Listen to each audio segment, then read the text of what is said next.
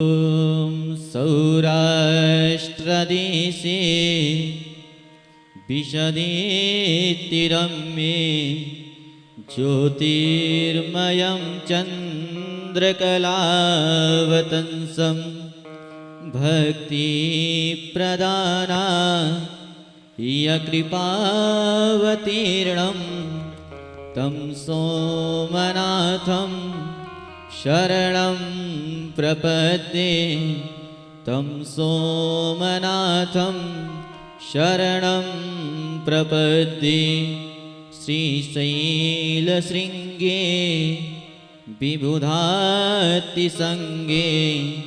तुलात्रितुङ्गेऽप्यमुदा वसन्तं तमर्जुनं मल्लिकपूर्वमेकं नमामि संसारसमुद्रसेतुं। नमामि संसारसमुद्रसेतुम् अवन्तिकायां विहितावतारं मुक्तिप्रदानाय च सज्जनानाम् अकालमृत्यो परिरक्षणार्थं वन्दे महाकालमहासुरेशं।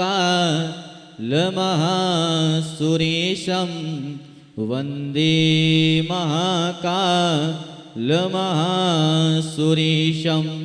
कावेरिकानर्मदयोपवित्रे समागमे जनतारणाय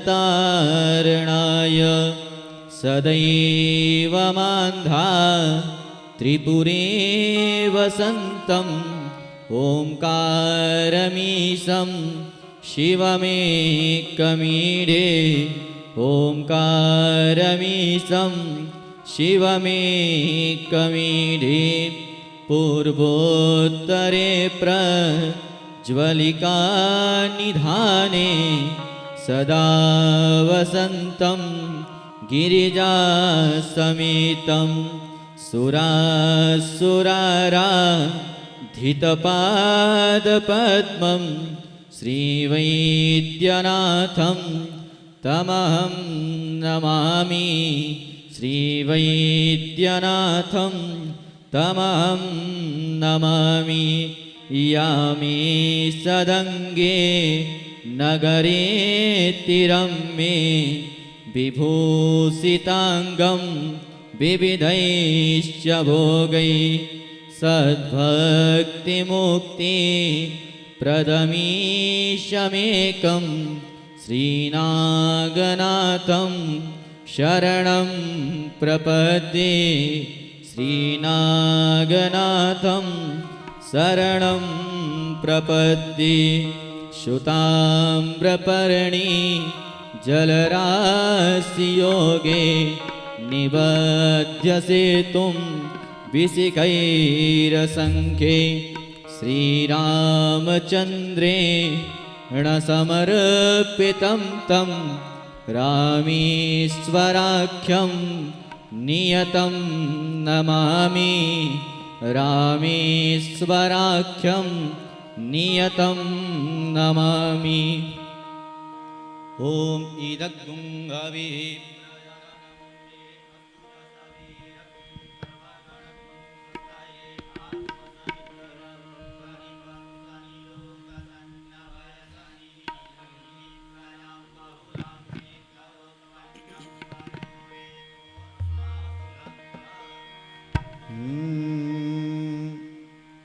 जय शिव ओंकारा भज जय शिव ओंकारा।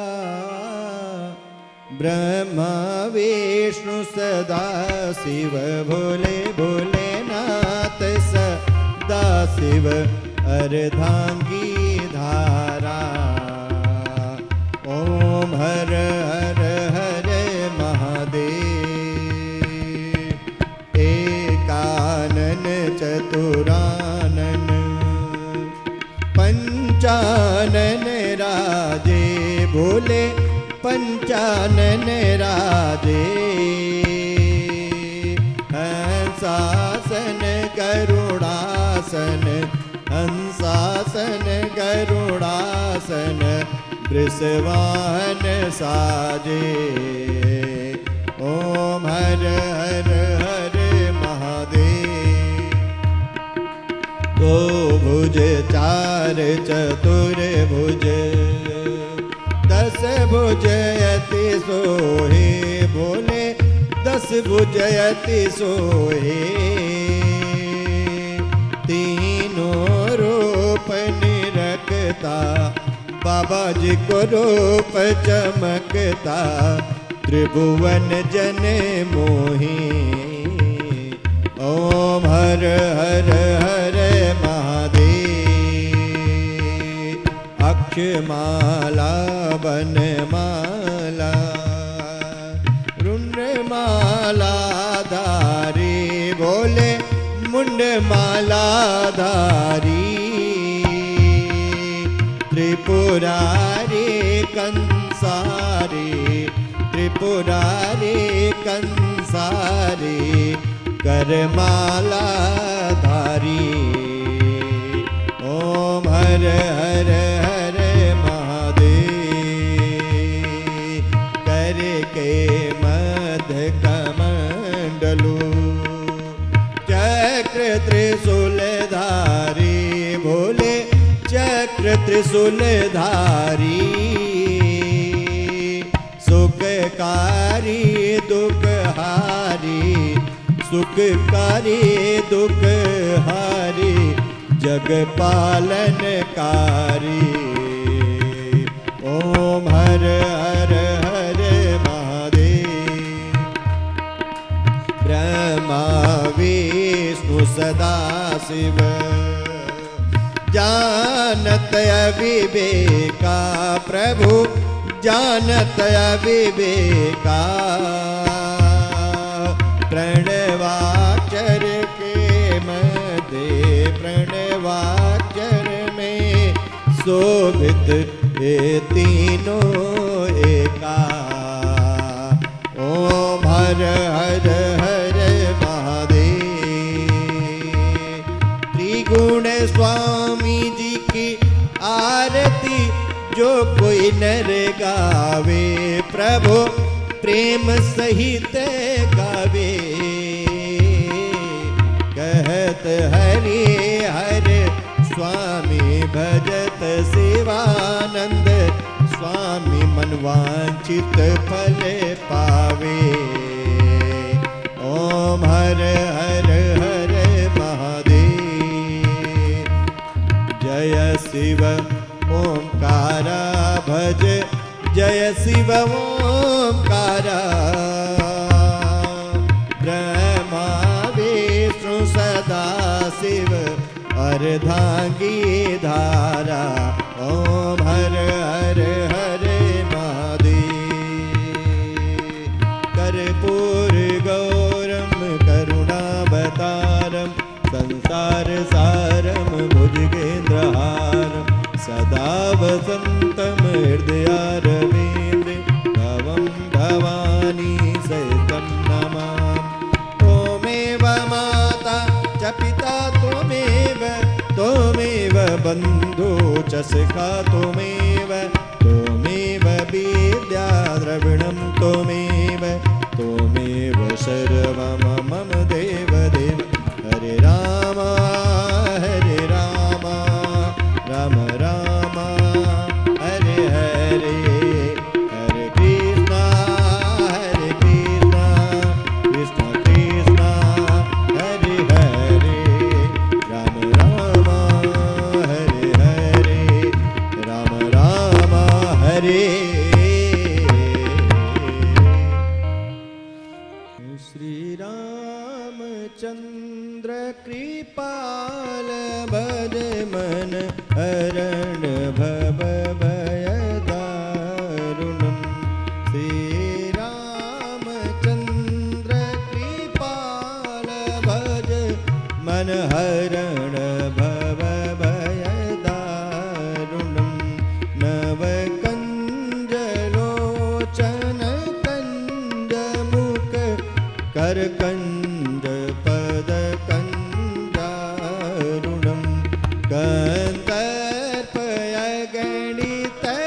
कन्दर्पयगणितयमितचबि नवनीलनीरजसुन्दरं पटपीतमानहुतडितरुचि सुचिनौमि जनकसुतावरं भज दीनबन्धु दीनेश दानव दैत्यवंशनिकन्दनं रघुनन्दया नन्दकन्द कौशलचन्द दशरथनन्दनं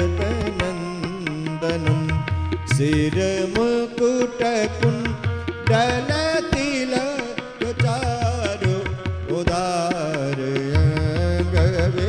उदारयङ्गविभूषणम् आजानभुज सरचापधर सङ्ग्रामजितकरदूषणम् एतवदति तुलसीदास शङ्कर शेषमुनिमनरञ्जनं मम हृदयकञ्जनिवास कुरु कामादिकलदलगण्डनं मन जाहि राजमु मिलहि सोबर सहज सुंदर सावरो करुणानिधान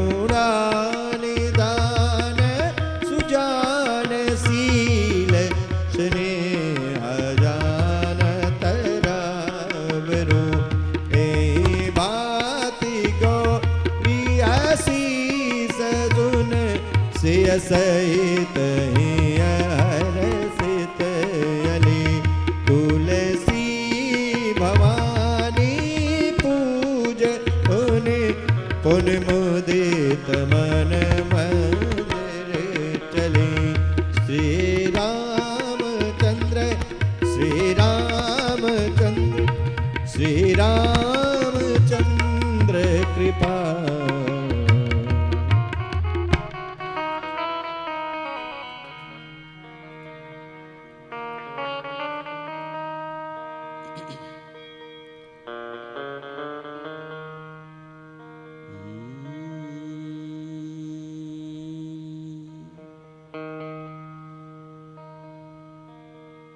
नमः परमहंसाय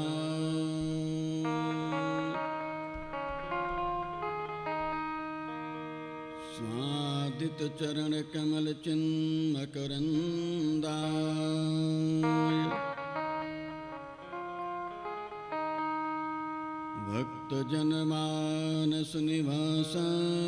भक्तजनमानसनिवासाय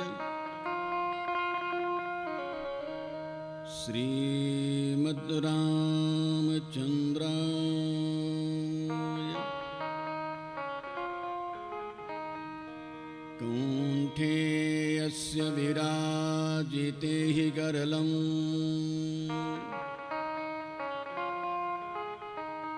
शीर्षे च मन्दाकिनी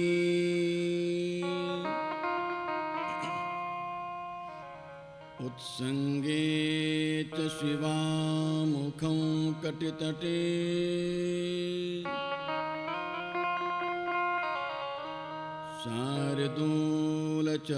शार्दूलचरमाम्बरम्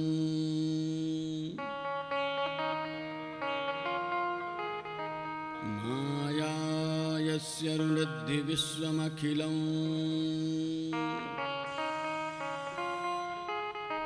तस्मै नमः शम्भवे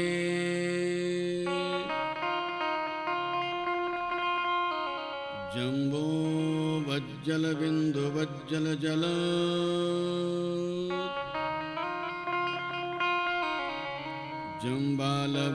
जम्बालवज्जालव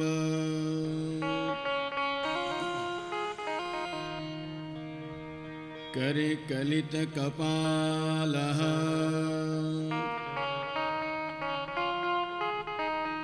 कुण्डली दण्डपाणिः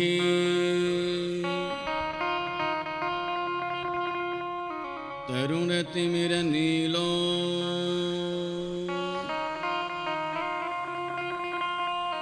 व्यालयज्ञोपवीतिः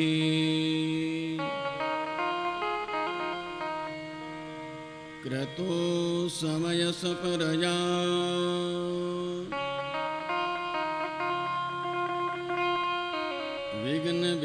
विघ्नविच्छेदहेतो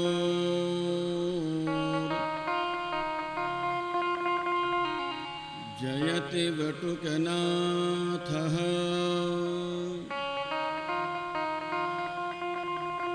सिद्धिदः साधिकानां रामं रामानुजं सीतां भरतं भरतानुजं सुग्रीवं वायुसूनुं च प्रणमामि पुनः पुनः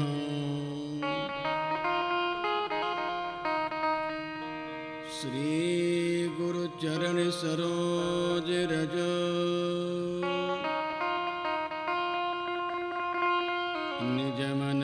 निजमनमुकुरसुधारी वरनौ रघुवर विमल जशो जोदायक फलचारी बोले शंकर भगवान की जय हो।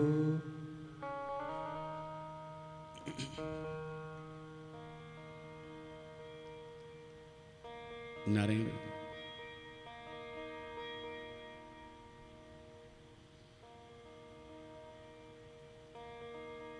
भगवान महादेव की कृपा में वासंतिक नवरात्रि के महामहोत्सव में यह सप्तदिवसीय श्रीमद् भागवती कथा शिव कथा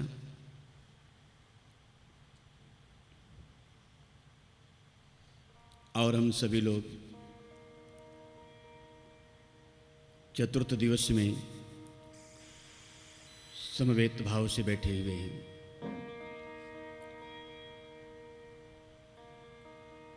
क्षेत्राधिपति को शीश नवाते हुए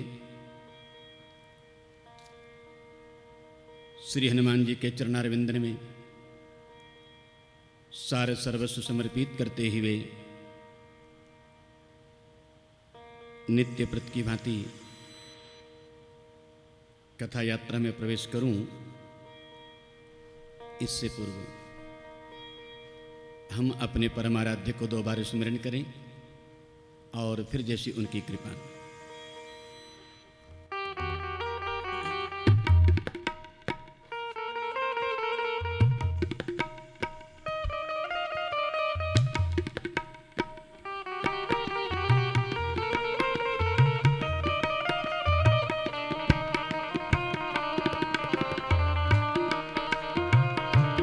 हरि बोल।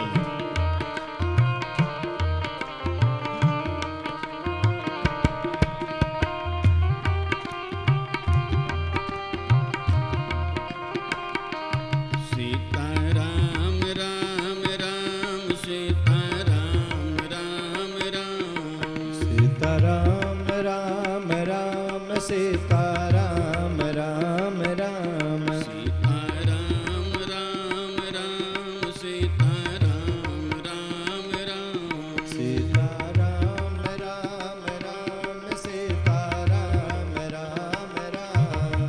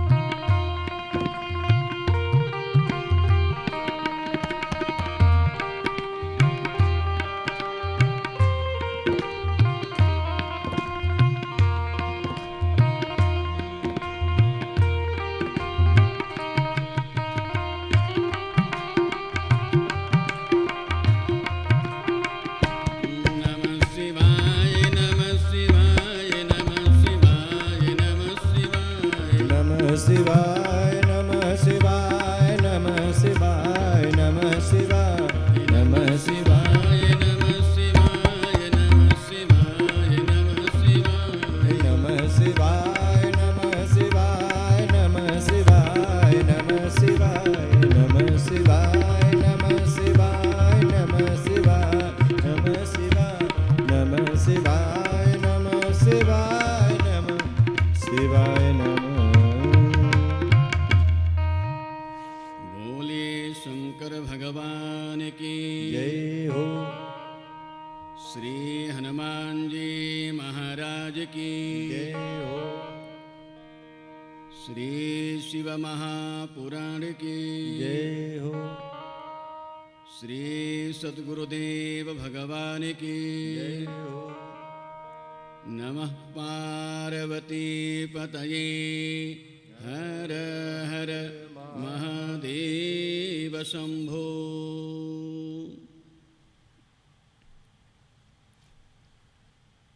नारायण।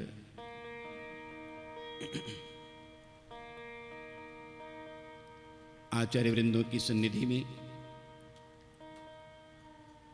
सुर संगीत में समन्वित ये शिव कथा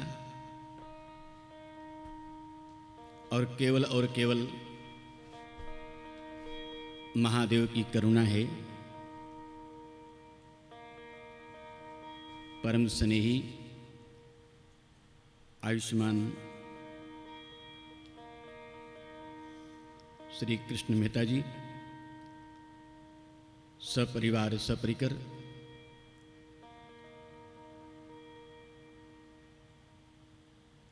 यहाँ आए हुए जुगल बेटी और दामाद बहुरानी माननीया समागत सभी श्रद्धास्पद जो जहाँ जिस रूप में कथा को सुन रहे हैं सभी को यह व्यासपीठ पुनः एक बार प्रेमदान करती हुई पावन गुरुग्राम धरा में अपनी कथा यात्रा में प्रवेश कर रही है। तब अहोभाग्य है, मंगल महोत्सव है, भगवान महादेव की करुणा है जो ऐसा आन बन बैठा है।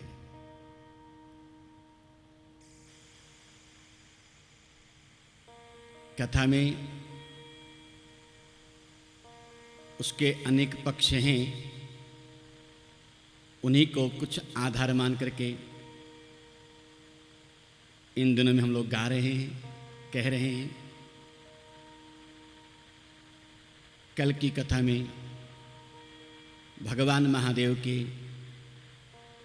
सती स्वरूप के महिमा को जीवन में थोड़ा उतार रहे थे।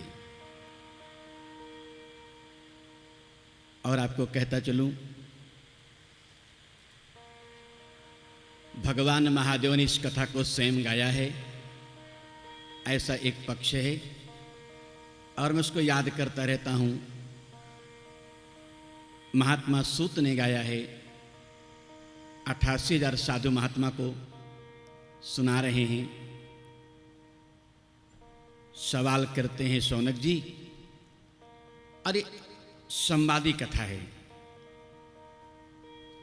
जिज्ञासा बुद्धि से सवाल है और प्रेम बुद्धि से उत्तर है। उसी में एक विषय आया है, कथा को शिव महिमा में ही रखा जाए। दक्ष भगवान महादेव के ससुर हैं, ये बात कल कथा में थोड़ा कह रहे थे, बिना किसी भूमिका के कथा में। भगवान महादेव पूज्य हैं, रिश्ते से भी, पद से भी, और भगवत्ता से भी। वो दामाद भी हैं, महादेव भी हैं और अविनाशी भी हैं। वहाँ बहुत यज्ञ का ध्वंस हुआ है, यानी यज्ञ को, ऐसी यज्ञ को जो भगवान के प्रतिकूल हो, जिस यज्ञ में भगवान की महिमा ना हो, उसका ध्वंस होता है। लोगों ने बहुत चर्चा करी है प्रभु। फिर थोड़ा ये 3 शब्द वहां आए हैं। एक शब्द है वाद, एक शब्द है संवाद और एक है विवाद। वाद कहाँ होता है? पंडितों में। पंडित यानी ज्योतिष नहीं, विषय के जानकार के बीच में, विषय वेत्ता के बीच में। एक विधि का जानकार होगा और एक विधि का जानकार बैठेगा, जो उसमें वाद होगी। वाद यानी चर्चा।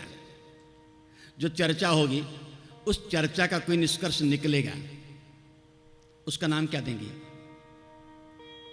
वादे वादे जायते तत्वबोधः। कोई तत्व प्रकट होगा, और तत्व की व्याख्या हमने कल करी है, तत् और त्व। तत् यानी वह परमात्मा, त्व यानी जीव। तो अगर वाद होगा, कोई चर्चा होगी, कोई बात बनेगी, किसके बीच में? विषय के जानकार के बीच में। हम उसका शब्द दो पंडित, तो कहीं न कहीं तत्व प्रकट होगा वाद से। संवाद होगा तो कोई गीता प्रकट होगी। कहीं भी आप कथा को ले जाओगे, जब भी संवाद होगा तो कोई गीता प्रकट होगी। जैसे मेरे अर्जुन और गोविंद के बीच में वहां संवाद है वो, और संवाद बना तो जो संवादी सवाल और जवाब का क्रम हुआ, वही गीता है। बहुत सी गीता है, 24 गीता तो प्रसिद्ध है, उसके अलावा भी गीता है। आप कभी पढ़ोगे, देवी गीता है, शिव गीता है, विभीषण गीता है, लक्ष्मण गीता है, कपिल गीता है, हंस गीता है, पर उसके कई गीता है। और केवल उसका इतना कि संवाद, वाद होता रहेगा, तत्व प्रकट होगा। संवाद होगा तो कोई गीता रूपी पोथी प्रकट होगी, ज्ञान प्रकट होगा। अब तीसरा, तो अब क्या प्रकट होगा? अब तो तय करो। अगर बहुत विवाद हो तो क्या मिलेगा? हो 2 चीज। एक तो सब जानते हैं, कलह। विवाद का फल कलह है। हम ना माने, आप ना माने, मैं अपनी बात, वो अपनी बात कहे, जिसका कोई सार ना हो। और कलह का एक नाम है कली, यानी कलियुग। इस कलियुग में जो कली शब्द है, इस कली का पर्यायवाची अर्थ करोगे तो कलह, सीधा कहो तो विवाद का एक फल है भगवान से विमुख होना। उसको और थोड़ा निष्कर्ष करो। विवाद का एक और फल है, जिसको भगवान शिव के शब्दों में कहूं, केवल और केवल आत्म तत्व से विमुख हो जाना। हाँ, हम यहां आए किस लिए हैं और कर क्या रहे हैं? ये संसार में जीव आता है तो केवल और केवल इसीलिए कि प्रभु आपके बनाए धाम में जा रहा हूं, आपको नाना प्रकार से याद करता रहूंगा। कलह का एक फल ये है कि आत्म तत्व से विमुख होना, यानी जो आत्म परिचय है, जो भीतरी प्रकाश है, उस प्रकाश से दूर होना। यज्ञ ध्वंस हुआ सती के संवाद में। सबने अपनी अपनी बात कही। भगवान महादेव को सबने राजी किया है कैलाश में जाकर के। वहां कोई कहता है प्रभु बिना आपके कोई सत्ता ही नहीं है, आप प्रसन्न हो जाओ बस, और कुछ नहीं चाहिए। साधु मनाए हैं, चारों वेद ने मनाया है, यजमान दंपति ने मनाया है, हाँ, नवग्रहों ने मनाया है, सदस्यों ने मनाया है, और तो और अग्नि नारायण ने मनाया है। और आजकल एक बात कही जाती है ना, जितने मुंडे हैं उतनी मति है। मुंडे मुंडे मतिर्भिन्ना।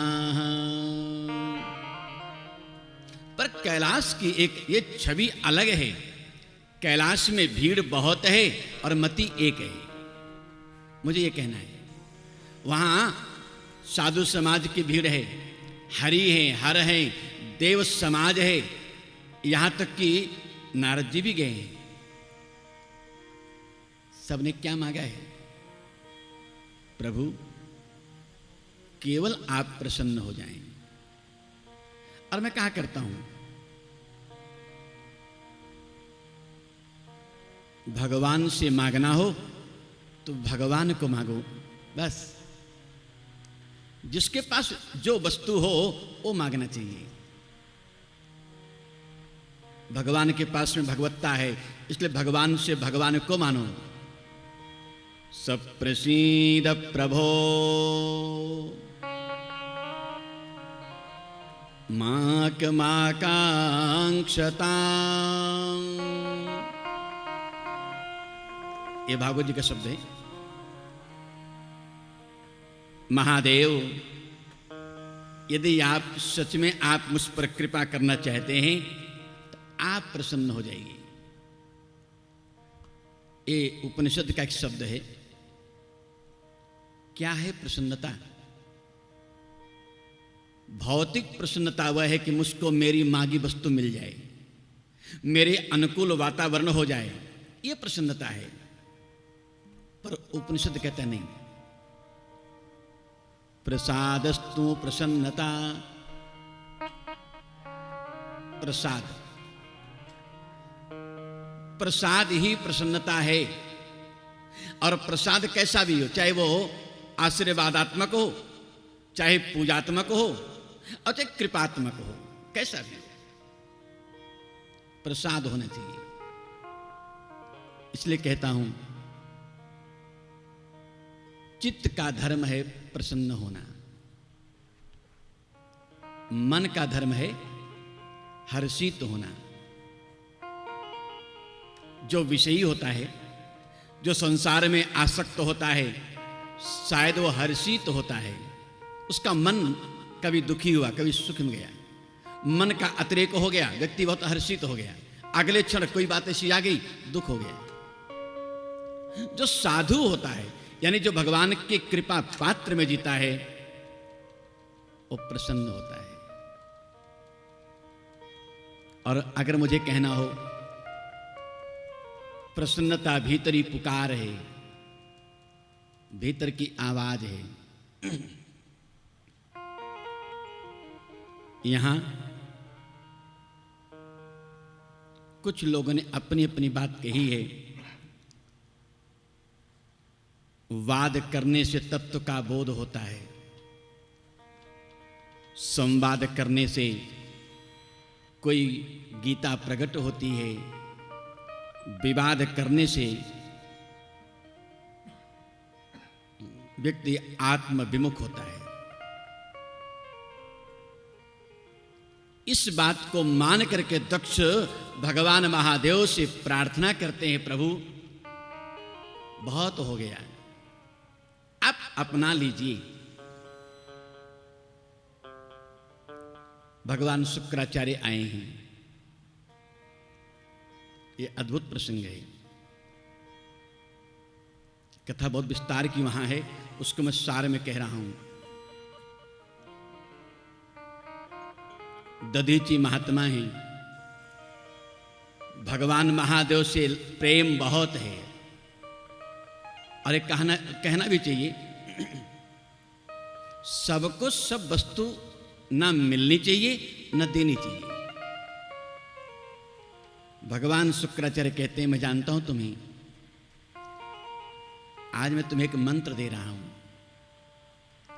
और उस मंत्र की उपासना करोगे, पूजा करोगे, जप करोगे, भगवान महादेव की कृपा मिलेगी। मंत्र क्या है? बहुत प्रसिद्ध है वो। त्र्यंबकं यजामहे सुगंधिं पुष्टिवर्धनम्। आगे वाली पंक्ति में ध्यान देना चाहिए। उर्वारुकमिव वंधनान् मृत्योर्मुक्षीय। अगले शब्द पर बहुत ध्यान होना चाहिए। मां अमृतात्, वहां बीच में अमृत शब्द है। मां अमृतात् त्र्यंबकं यजामहे सुगंधिं पुष्टिवर्धनम् उर्वारुकमिव बन्धनान् मृत्योर्मुक्षीय मां अमृतात्। और ये मंत्र मेरे भगवान शुक्राचार्य ने दिया है महात्मा दधीच को। इसका नाम भी है, इसी को आप कहते हो महामृत्युंजय। अब महा लगा दो, अच्छी बात है, यही मंत्र है मृत्युंजय। इसका एक नाम और भी है, यही है मृत संजीवनी। इसी कहते हैं मृत संजीवनी। हम उसको महामृत्युंजय कहें, मृत्युंजय कहें, जहां मुझे आपको ले चलना है वो मैं संकेत कर रहा हूं। मृत्युंजय माने होता क्या है? अगर सीधा कहो, जो मृत्यु पर विजय प्राप्त कर ले, यही तो है। मृत्यु को जीत ले, वो मृत्युंजय है। अथवा मृत्यु, थोड़ा उसको नेगेटिव करो ना, जो मृत्यु को, जहां मृत्यु छू ना पाए, ऐसा, जहां मृत्यु छू ना पाए, स्पर्श ना कर पाए, उस अधिष्ठात्री देवता और मंत्र का नाम मृत्युंजय है। एक सहज सवाल बनेगा, आप मृत्यु किसे कहते हो? ये सरल, बहुत सामान्य सवाल है। क्या है मृत्यु? तो जो हम लोग आपस में बोलचाल में व्यवहार करते हैं, शरीर में जो तेज है, प्राण वायु है, निकल जाए, इसी का नाम। एक तो अर्थ ये है, लेकिन ये सबको होता है और एक बार होता है, यही तो है। होगा सबको और एक ही बार होगा। तो मुझे लगता है कि ये तो सर्वसत्य है, ये झूठा हो नहीं सकता है, और जो सत्य है उसको कोई जीत नहीं सकता है। तो मृत्यु का अर्थ क्या है? अगर ये बात अनुकूल लगे तो कबूल करिएगा। मृत्यु माने प्रमादो वै मृत्यु, ये उपनिषद का शब्द है। पहला अर्थ है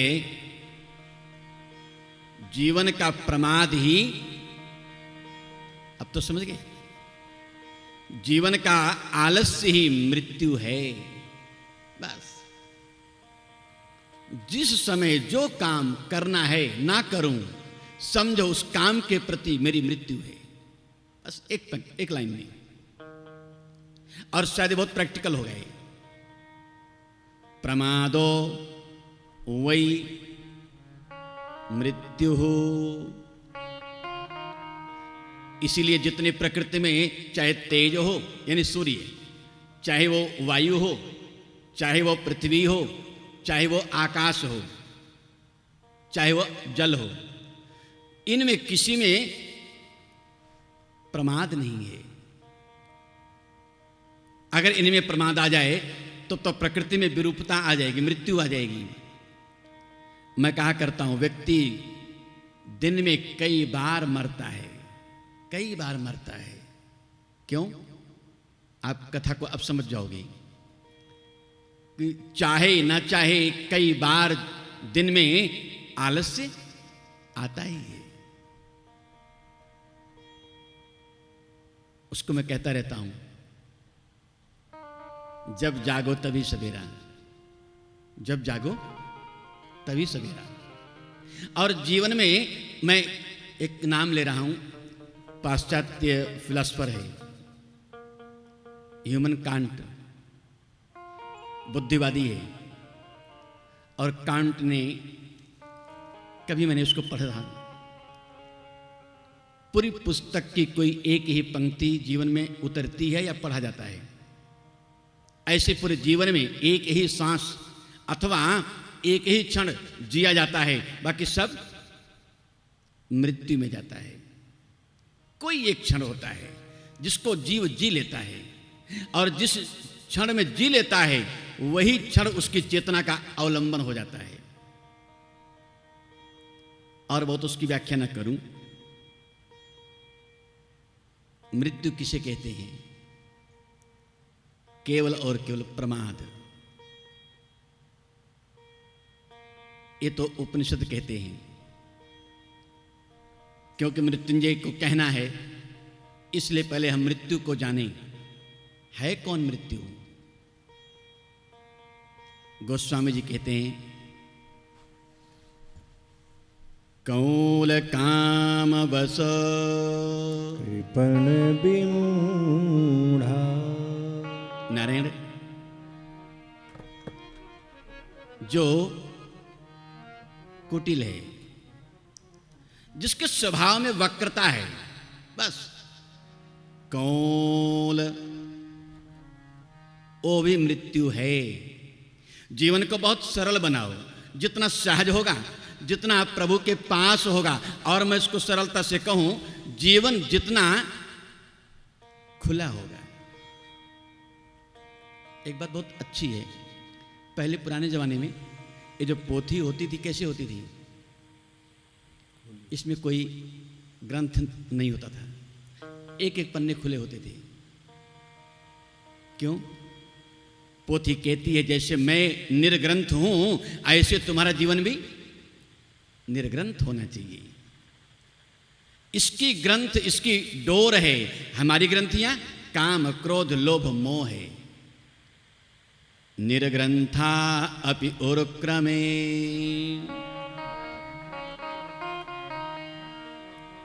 एक मृत्यु और है, काम बस। कभी कभी आप देखते होंगे कोई कोई ऐसे होते हैं जीव जो सदा कामी होते हैं, जिनकी चेतना शायद शून्य में चली जाती है, जो जागते उठते बैठ, काम यानी काम को बहुत सीमित मत करना। जो भौतिक विषयों में डूबा जाए वो कामी है। जो केवल और केवल क्षुद्र बुद्धि में जीवन जिए वो कामी है। उसको बहुत संकोच मत करो, बहुत सीमित मत करो। तो ऐसे जीने वाले को भी भले जीता रहता है, भले उसकी आयु है, लेकिन वो मृत्यु के समान है।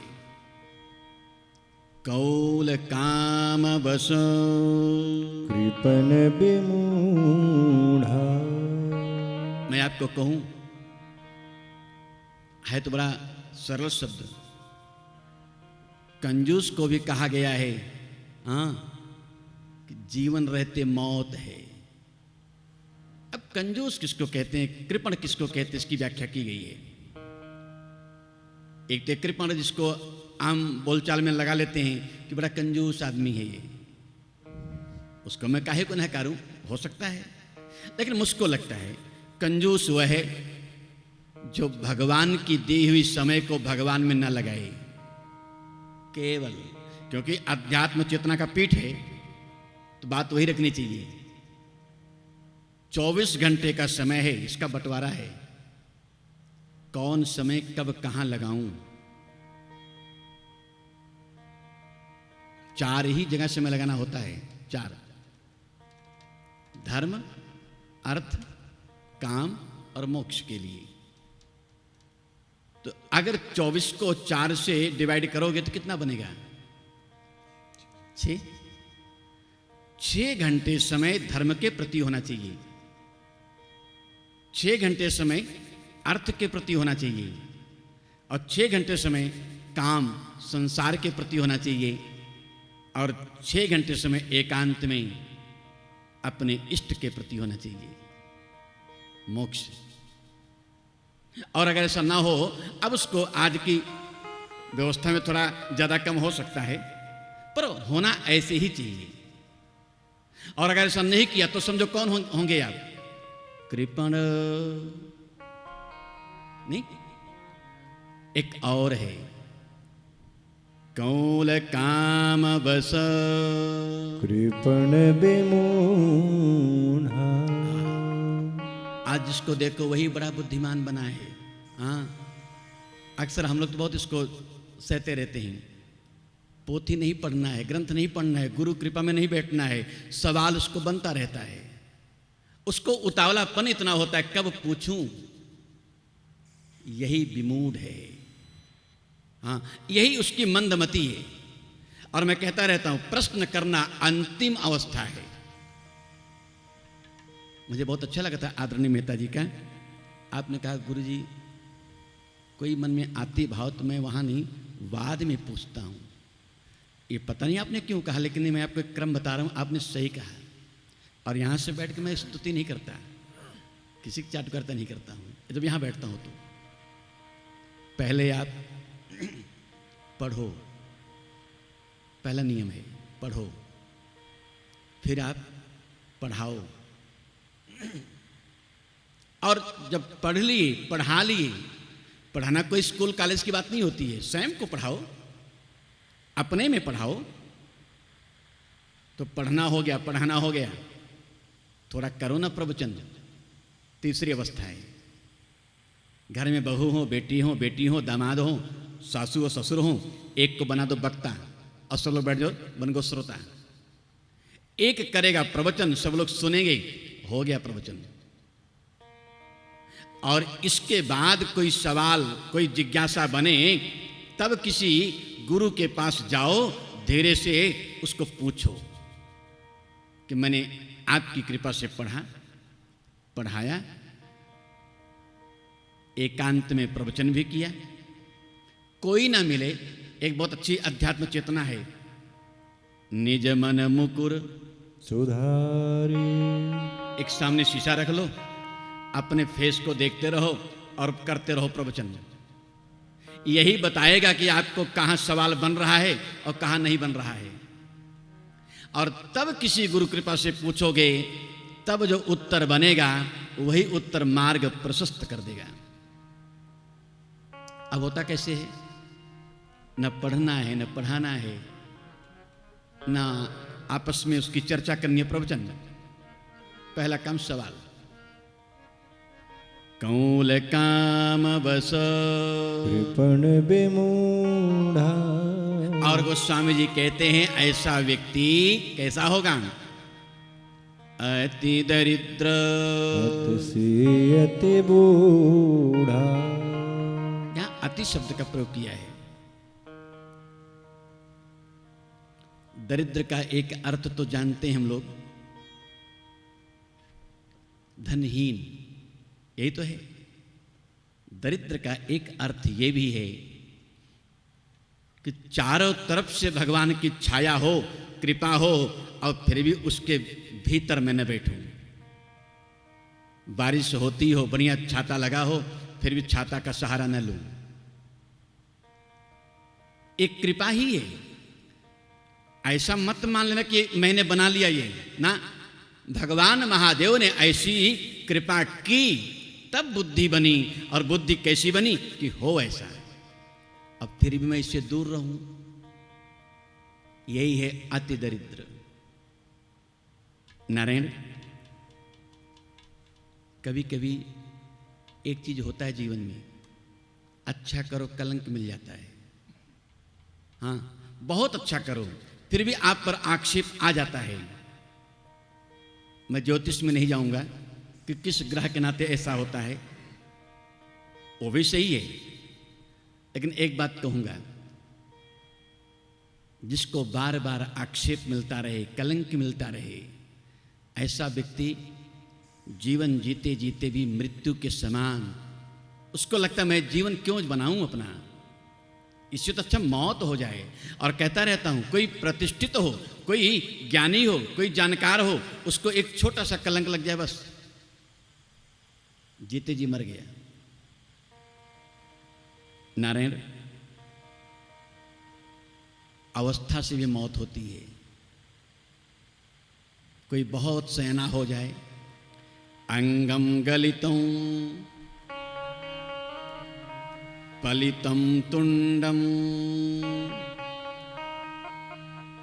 दशन विहीनो जातम तुंडम। हाथ कप रहे हों, बोली स्पष्ट होना, आंखों से दिखे ना, सिर कंपन करता हो, और फिर भी संसार में जीने की चाहत बनी हो, ये भी मृत्यु ही है। नारायण, सदा रोग बस संतति क्रोधी, सदा रोग बस संतत क्रोधी, सदा रोग बस संतत क्रोधी, सदा रोग बस संतत क्रोधी, सदा रोग बस संतत क्रोधी। विष्णु विमुख श्रुति संग विरोधी, विष्णु विमुख श्रुति संत विरोधी, विष्णु विमुख श्रुति संत विरोधी। नारायण, मृत्यु का एक नाम आलस्य है। गोस्वामी जी ने 14 मृत्यु के प्रकार बताए हैं। जिसको जन्म से लेके जीवन पर्यंत कोई न कोई रोग बना रहे हो, वो भी कभी कभी कहता है कि भगवान इससे तो अच्छा उठा लेते। रोग होना भी मौत, मैं कहा करता हूं, भोगे रोग भयम। वो कोई भी हो, ज्यादा रोग किसको होता है? जो ज्यादा भोगी होता है। भोगी यानी केवल एक शब्द मत ले जाना, जो आवश्यकता से अधिक विषयों का भोग करे वो भोगी है। सदा रोग बस। अब कोई कोई होते हैं, मैंने एक परिवार को देखा है, बहुत संभ्रांत हैं, कुल याद करके कह रहा हूं। वो कहते थे, गुरुजी हम जानते ही नहीं कि मुझे कभी क्रोध आया हो। तो मेरे को कभी कोई पूछता था मैं प्रेम से, ये करते आप कैसे हैं? क्रोध तो आ सकता है, आता ही है। बोले मुझे याद ही नहीं कि मुझे क्रोध कब आया है। ये बहुत बड़ा जीवन का बैलेंस है। मुझे लोग बहुत दृष्टांत देते हैं कि मेरे राम जी को भी क्रोध आया है सागर के घाट पर। यहां तक कि मुझे वो याद है, रावण को बाण संधान करते समय भी मेरे राम जी को क्रोध थोड़ा सा आया, बहुत नहीं आया, आया ही नहीं है। और सही बात है, सागर के घाट पर जो क्रोध आया कैसा है वो? बोले राम सकोप, तब भय बिन होयन प्रीत। क्या है सकोप? क्रोध सहित। सहित में कौन बैठा है? मेरे लखन जी को लगा कि जब जब कहीं क्रोध की बात आवे तो मेरे ही नाम आता है। तो भगवान ने, अब मेरी जिम्मेवारी है, लखन के क्रोध को लिया और बोली मेरे राम जी की है। हाँ, ऐसे है वो। मेरे राम जी के पास तो क्रोध है ही नहीं हो। बोले राम सकोप। हाँ, क्रोध लखन का है और बोली मेरे राम जी की है, ऐसे भी कहना। क्रोध होना बहुत मृत्यु के समान है। बहुत कथा को प्रैक्टिकल करना चाहिए। जितनी भी विषम परिस्थिति आवे, और मैं कई प्रसंगों में नहीं जा रहा हूं, ध्रुव के प्रसंग में जाओगे, सुनीति को क्रोध आया और सुनीति मैया ने बालक को देखा कि मेरा बेटा खड़ा है और मैं क्रोध करूंगी तो मेरा बेटा भी यही सीखेगा। तुरंत मां सुनीति ने क्रोध को छुपा दिया। कैसे छुपाई? दीर्घम सुसंती, ये तरीका है। कथा भागवत पुराण इसलिए सुनना चाहिए कि मुझे एक मार्ग मिलता है। मां सुनीति को क्रोध आया, अपने सांस को लंबा लंबा खींचने लगी हो। सांस को गहरा खींचे, छोड़े, खींचे तो क्रोध दबने लगा, क्रोध मिटने लगा। और भी है, कुछ लोग होते हैं भगवान की निंदा करके हो अपने आप को थोड़ा अच्छा दिखाना चाहते हैं। ये भी एक आजकल चल रहा है, बड़ा विचित्र है। निंदा करने में उनको लगता है कि हाँ मेरा नाम हो जाएगा। विष्णु विमुख सुत संत विरोधी। याद रखना, लोगों को लगता है कोई देखता नहीं, कोई सुनता नहीं, कोई जानता नहीं, सब लिखा पढ़ा जा रहा है। हाँ, और एक बात कहूं, प्रायशः देखा जा रहा है जो धाम हैं जितने महत्वपूर्ण, वहां के पानी खारे होते चले जा रहे हैं। क्या कारण है ये? विज्ञान चाहे जो कहे, उसको मैं, उसमें मेरी कोई टिप्पणी नहीं है, लेकिन मुझको लगता है धाम को धाम की अवस्था में बने रहने दो, नहीं तो धाम अपने आप ठीक कर लेगा।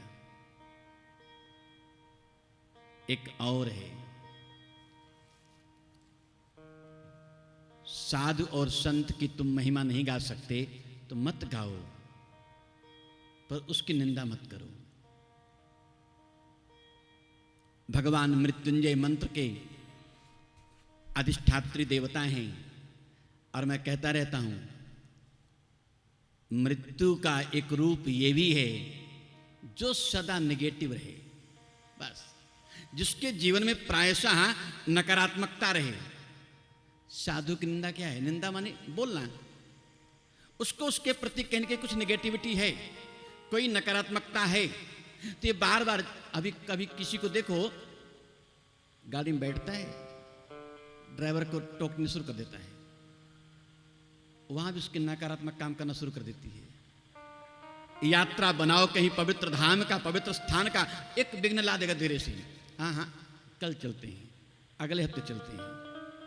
ये जो नेगेटिविटी है किसी पुण्य कार्य के प्रति, ये भी मौत है। नारायण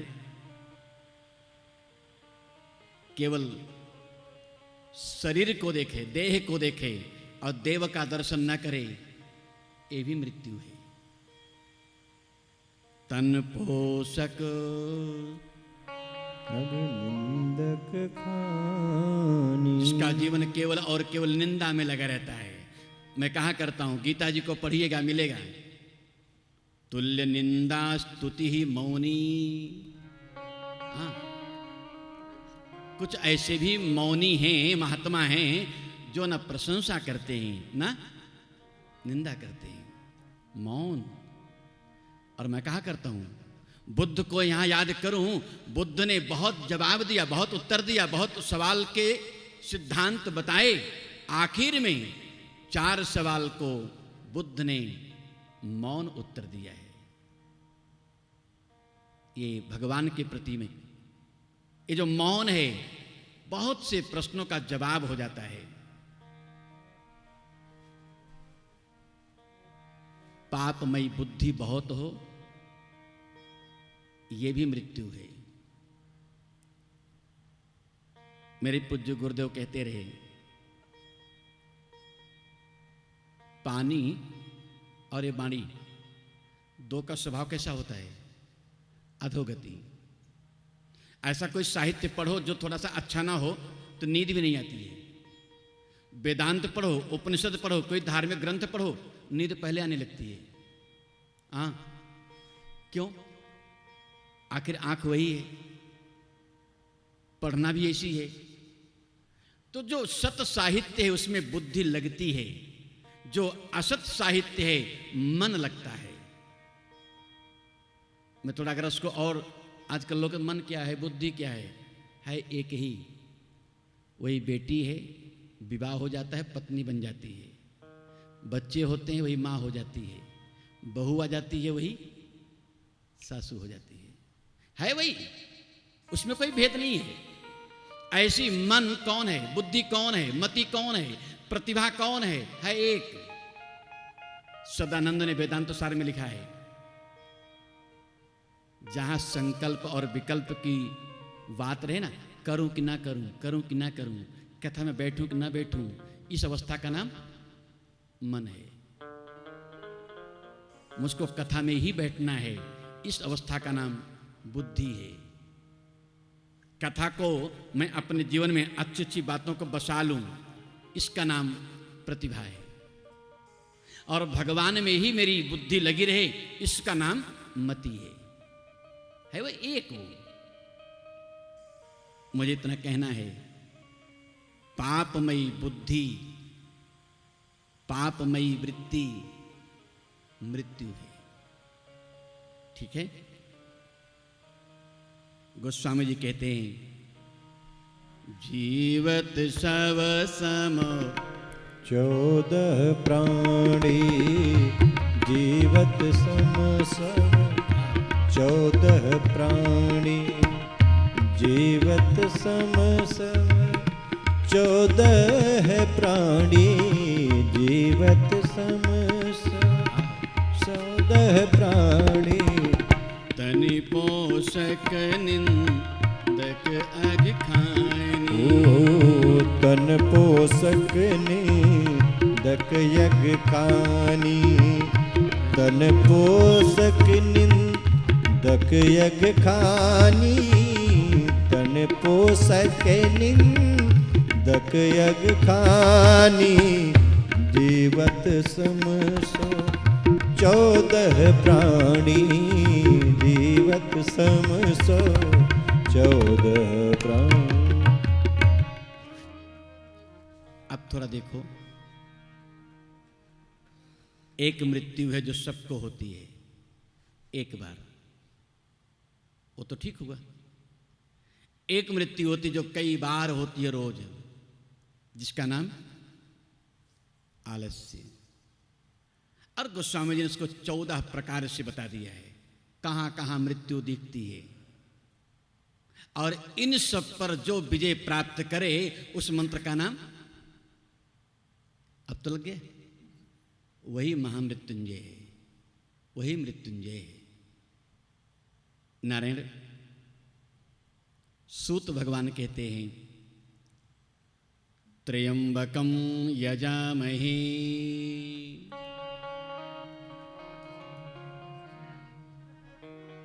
ये कौन है? ये त्र्यंबक हैं हो। अब त्र्यंबक का एक सीधा अर्थ करिएगा, त्र्यंबकम यानी पितरम। पितरम माने अब जैसे कभी कभी आजकल तो लोग बड़ा तर्क करते हैं, बाप कहने से माता और पिता दोनों का बोध होता है। हाँ, पिताजी प्रणाम ऐसा बोलो और बगल में माँ हो तो समझ जाना कि माता पिताजी प्रणाम। कैसे? एक से समास, अगर आप समास के बारे में कुछ कहें, समास होते हैं ना, माता पिता का समास करोगे तो माता शब्द को बिना बोले पिता शब्द बोलो तो माता शब्द का भी बोध हो जाता है। इसी कहते हैं एक से समास। जगतः पितरौ वंदे, जगत के जो पितरौ द्विवचन है, यानी माता पितरौ, तो जगत के मां और बाप कौन है? केवल और केवल भवम भवानी सहितम नमामि। ये दो ऐसे हैं जो जगत के माता और पिता हैं। त्र्यंबक का एक अर्थ है पितरम, यानी माता पिता। अच्छा, एक और करिए, त्र्यंबकम। तीन है ना, कौन कौन है? सूर्य, चंद्रमा और अग्नि। ये तीनों को वयम यजामहे, यजामहे यानी यजन करना है, यजन करें। एक और अर्थ त्र्यंबकम, त्रि में तीन, और तीन कौन है? सत विष्णु, रज ब्रह्मा और तम मेरा शिव। जो सत है, रज है, तम है, त्रि मूर्ति है, ये कौन है? त्र्यंबकम।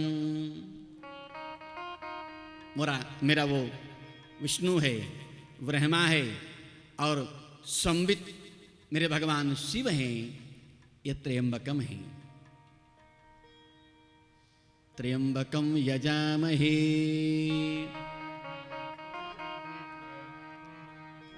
एक मुझे और अच्छी बात इसमें दिखती है, क्योंकि इस मंत्र में आप प्रवेश कर रहे हो तो थोड़ा इसके बारे में कुछ जानो।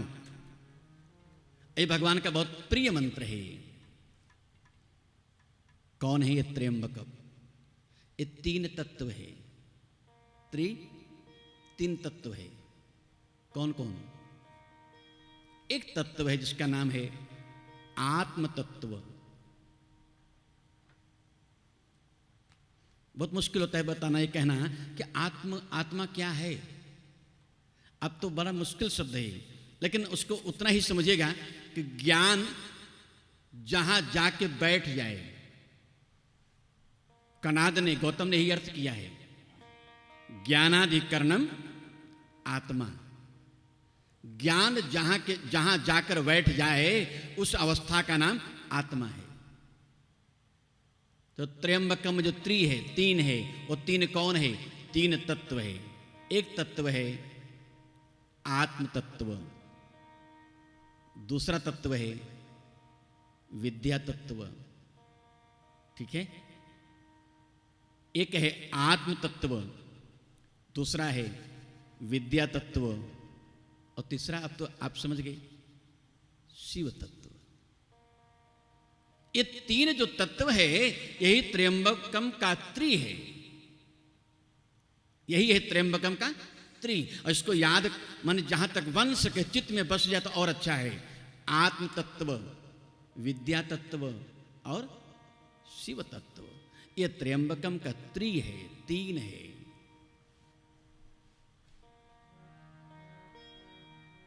मुझको लगता है त्र्यंबकम का त्रि, ये तीन प्रकार की अग्नि है। यही तीन प्रकार की अग्नि है। कौन कौन? एक अग्नि वो होती है जिसमें हम हवन करते हैं। मेरे हवन करने में जो फलासा है वो उस परमात्मा तक ले जाती है अग्नि। उस अग्नि को एक कहना आह्वनीय, उस अग्नि का नाम है जो मेरे हवन को ले जाए। एक अग्नि है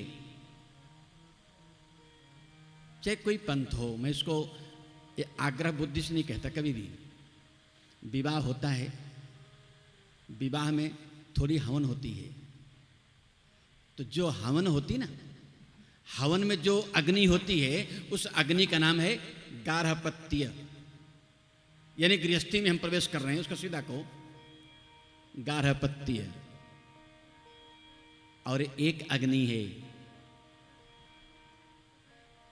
जो हमारे जीवन के अशुभ पक्ष मिटा देती है और भगवान से मिला देती है, जिस अग्नि का नाम है दक्षिणाग्नि। त्र्यंबकम का तीन क्या है? तीन अग्नि है। एक अग्नि का नाम है आहवनीय, एक अग्नि का नाम है गार्हपत्य और एक अग्नि का नाम है दक्षिणाग्नि। नारायण, ऐसे आप तो जानते भी हो, 5 तो प्रसिद्ध है, जिसमें 3 आप ले लो। त्र्यंबकम का जो त्रि है, 3 है, कौन है? एक है पृथ्वी तत्व, एक है जल तत्व और एक है तेज तत्व। ठीक है? त्र्यंबकम का त्रि, ये पृथ्वी है, जल है और तेज है। नारायण, सूत भगवान कहते हैं त्र्यंबकं यजामहे। उन भगवान त्र्यंबक को हम लोग यजन करते हैं। यजन करते हैं, यजन माने पूजन, यजन करते हैं। वो कौन है त्र्यंबक? कहा यही भूर्भुवस्वः। अब तो समझ गए, यही व्याहृति है। भूः भुवः स्वः, यही त्रिदिव है। त्र्यंबक का जो त्रि है, यह 3 है। वो कौन है? भू भुवः स्वः। और तो और त्रिबाहु, बहुत सुंदर है। और ऐसा मौका बहुत कम मिलता है हम लोगों को भी इतनी समीक्षा करने का।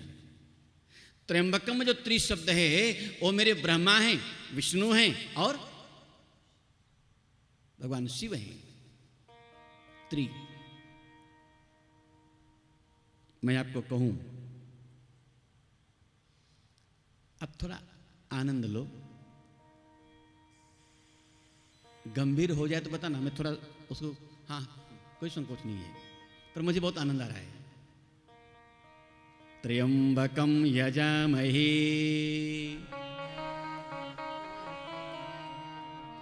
अंबा माने क्या होता है?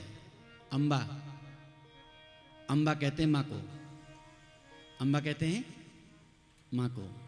जिनको 3 मां हैं वो हैं त्र्यंबक। अब 3 मां किसको हैं? अब तो सोचो। तिस्रः अंबा यस्य सः त्र्यंबकः तं त्र्यंबकम। कौशल्या, सुमित्रा और कंफर्म।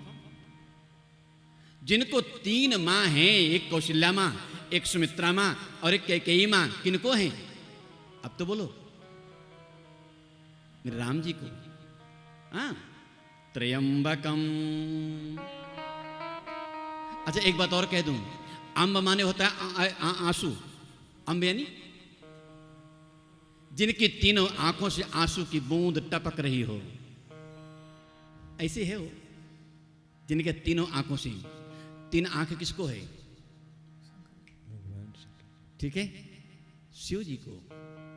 सूर्य आंख से, चंद्र आंख से और वन्नी आंख से संसार की विपद को देखने के बाद जो रो पड़ा, जिसकी आंखों में आंसू आ गया, वो कौन है? त्र्यंबकम।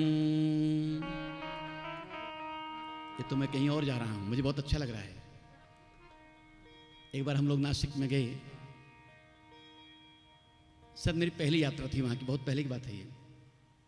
भगवान त्र्यंबक को मैंने देखा, मैं अपनी निगाह से देखा, मैं अपनी निगाह से बात कर रहा हूं। अगर जो गए होंगे देखे होंगे समझ जाएंगे।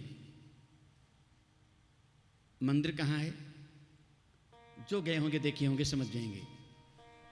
जो मंदिर है ठीक उसके पीछे पूरब, अब पूरब का बोध मैं नहीं कह पा रहा हूं, मैंने उसके पीछे और वर्तुलाकार ऐसे पर्वत की माला है और भगवान शिव जी का मंदिर है।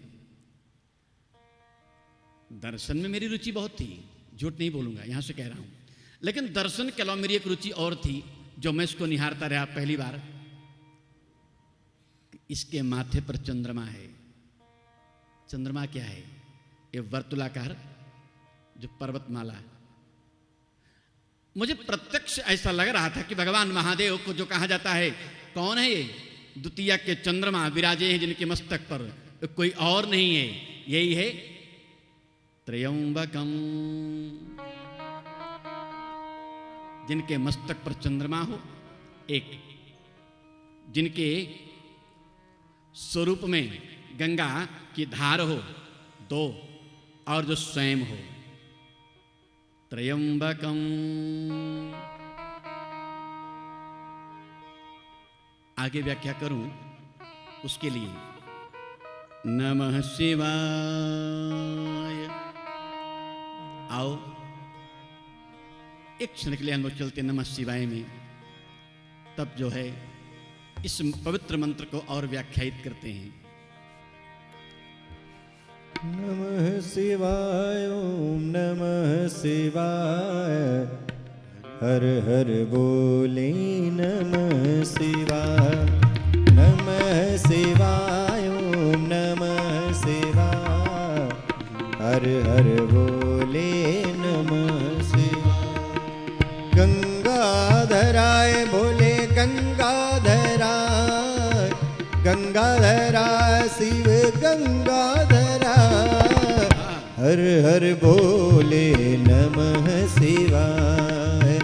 नमः शिवाय ओम नमः शिवाय, हर हर बोले नमः शिवाय। नमः शिवाय ओम नमः शिवाय, नमः शिवाय ओम नमः शिवाय, हर हर बोले नमः शिवाय। नमः शिवाय ओम नमः शिवाय, हर हर बोले नमः शिवाय।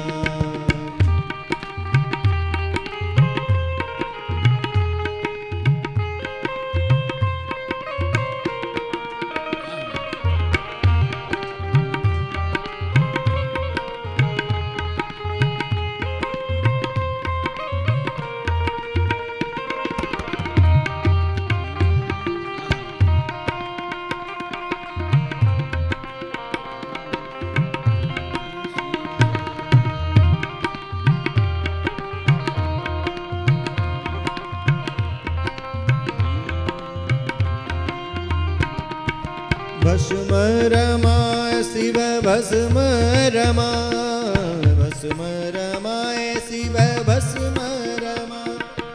भस्म रमाय शिव भस्म रमाय, भस्म रमाय शिव भस्म रमाय, हर हर बोले नमः शिवाय। हर हर बोले नमः शिवाय। नमः शिवाय ओम नमः शिवाय, हर हर बोले नमः शिवाय। नमः शिवाय ओम नमः शिवाय, हर हर बोले नमः शिवाय। जटाधराय बोले जटाधराय, जटाधराय बोले जटाधराय, हर हर बोले नमः शिवाय। हर हर बोले नमः शिवाय। नमः शिवाय ओम नमः शिवाय, हर हर बोले नमः शिवाय। नमः शिवाय ओम नमः शिवाय, हर हर बोले नमः शिवाय। नमः शिवाय ओम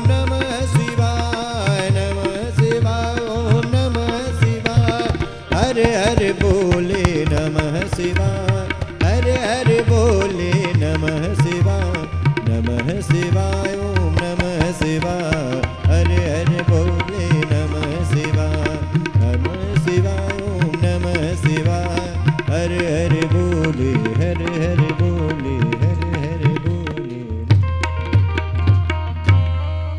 बोले शंकर भगवान की जय हो। त्र्यंबकं यजामहे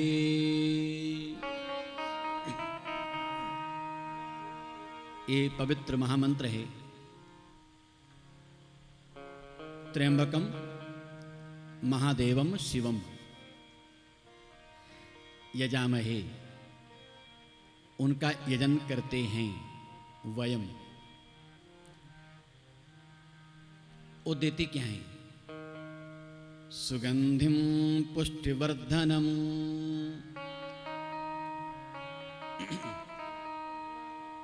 इस सुगंधिम क्या है?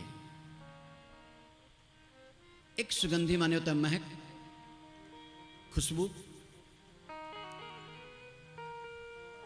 और उसका जो गंध है, जैसे किसी भी लता में पुष्प होगा तो लता से ज्यादा महत्व है पुष्प का,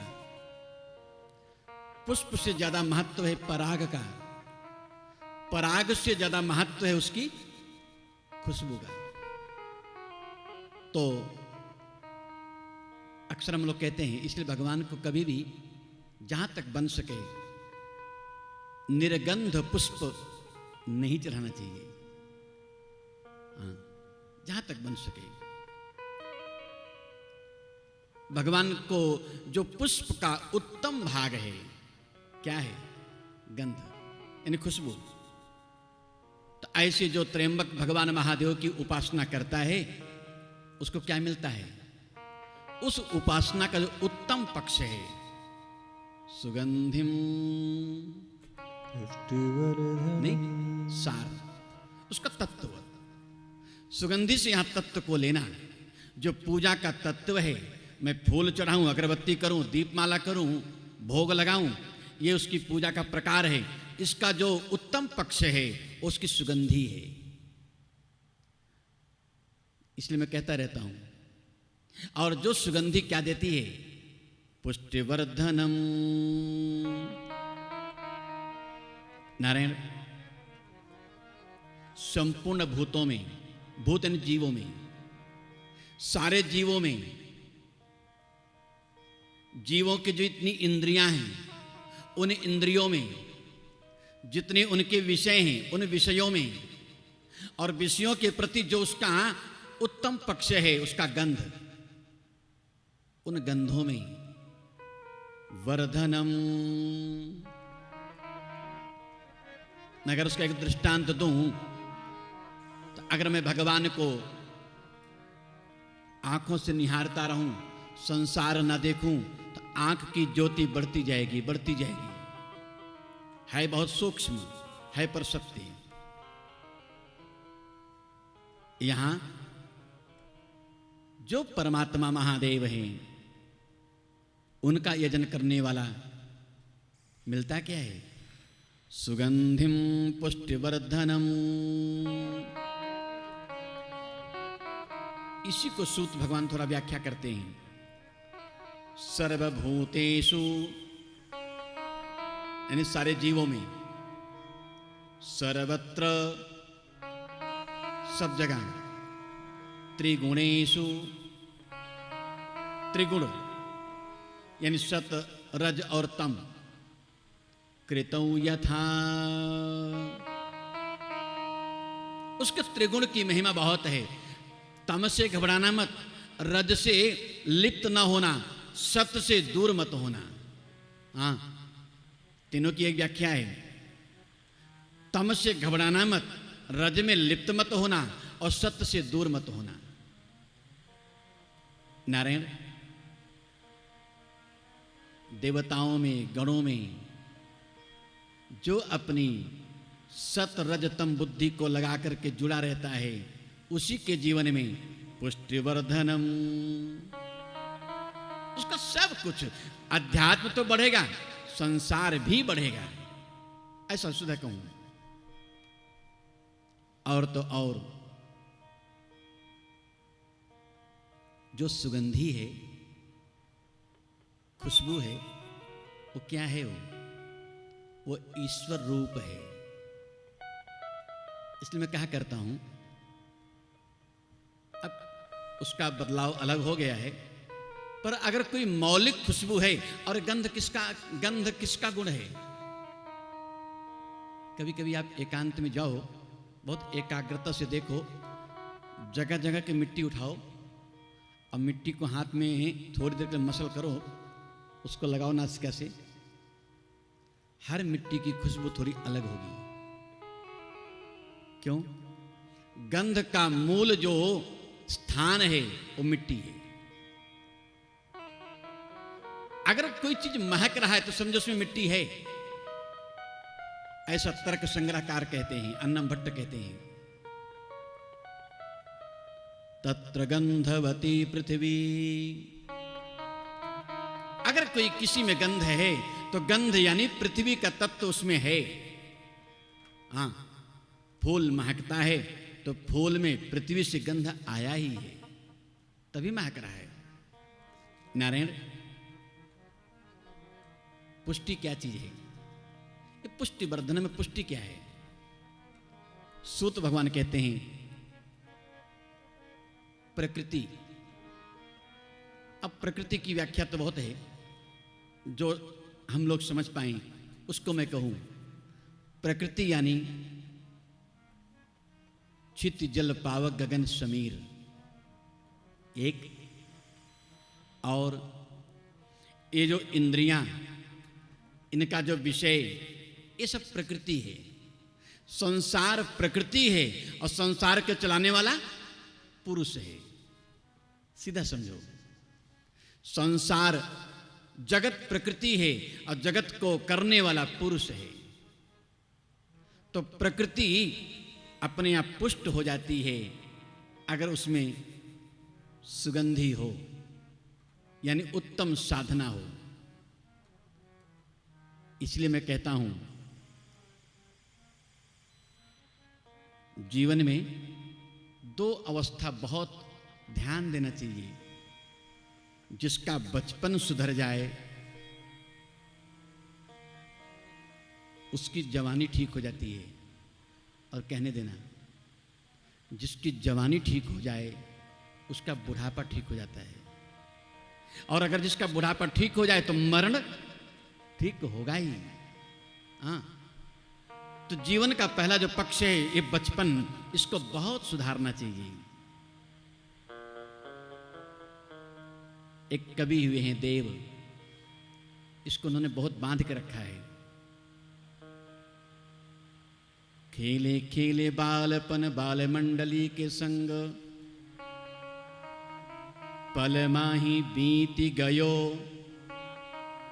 हंसी ठठोली में। बचपना कैसे जाता है पता ही नहीं चलता है, कब चला गया। आई जो जवानी रंग रंग के उमंग भरे, फिर तो महाराज अपने समान कोई है ही नहीं, ऐसा होने लगता है।